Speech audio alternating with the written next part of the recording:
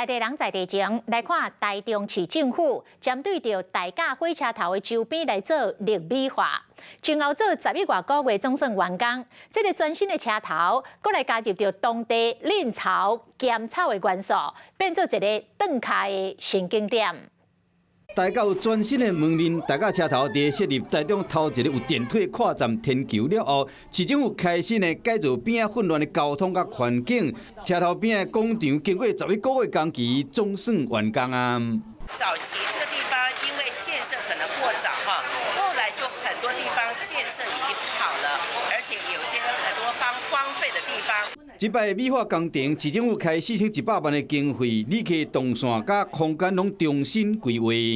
那我们看到今天非常漂亮的一个广场，我们有嫩草的一个林荫大道。如果有外面坐火车来这边，要我们来我们正南宫拜拜的话，一下火车就看到这么美的景点。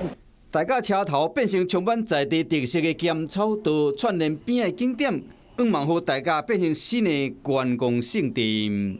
Hello， 我是郑雅芳。想要抢先掌握最及时的新闻资讯吗？赶快订阅、按赞、开启小铃铛，锁定华视新闻 YouTube 频道。